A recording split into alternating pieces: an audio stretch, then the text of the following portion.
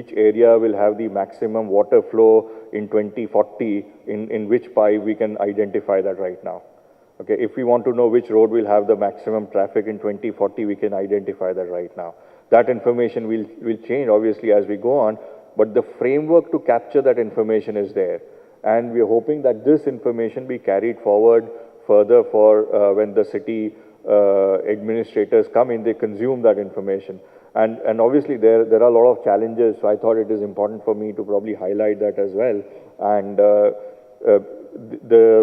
again, the objective was to, we have been talking about policy and smart city and all the kind of work which has to be done, but the technology framework is there and we can implement it. So if anyone wants to know when is the good time to start, now is the time to start. In whatever phase you are, now is the time to start collecting information, collating it in GIS or BIM and start consuming it.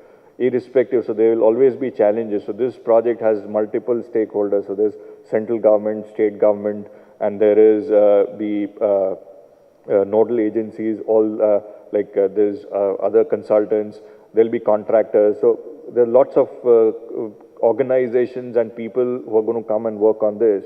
But it is important that they have something to take forward. So this, we are going to create a baton which can then be given to someone else who can carry it further.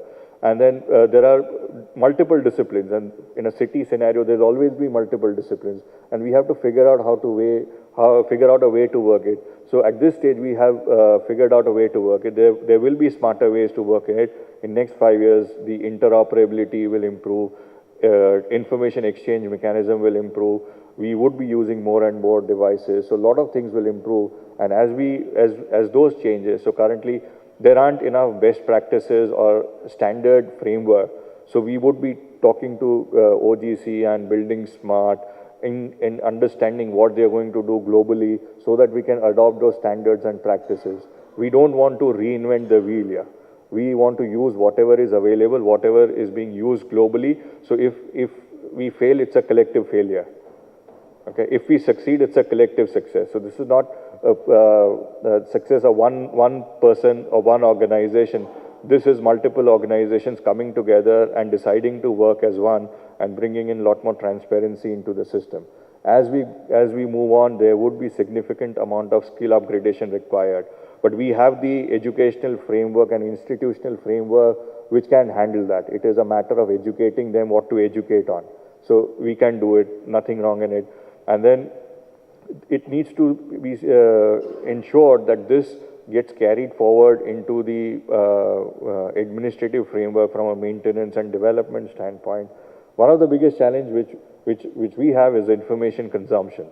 So currently we have around 400 attribute information in in couple of these geo databases and GIS and 3D formats, but it's a challenge for people to appreciate and understand and consume that information. So that is where I guess the industry would look to vendors to make it easier for people to consume information, right? Make it as simple as to be consumed on a mobile device or any device or any way. And hopefully that will happen soon as well as we go. Interoperability again is a challenge, but there is a way to work with it. There is a human way, there's a technology way, and as we go. So we are working with multiple vendors and multiple file formats, multiple tools.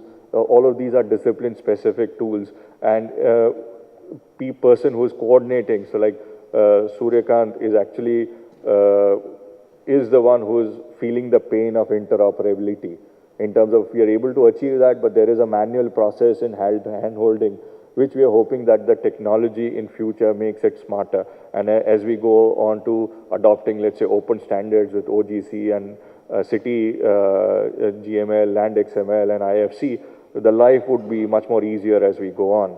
But we have to start somewhere, right? So this is our beginning and there is a long way to go. So this would be going on forever. I might not be around, there'll be others who will be there, but the framework needs to be there. So we have included this framework in the design and build stage where the contractors and other consultants who will come on board will need to adopt these standards and practices and will need to integrate with the process and framework. creating an asset information management strategy, and partnering with other organizations for knowledge transfer. So we are very much open to doing that, integrating it with the city development regulations as well, so that as we go on, there'll be additional layers of people and occupation and all those consumption patterns as well, so that we real-time information will come through that ICT network.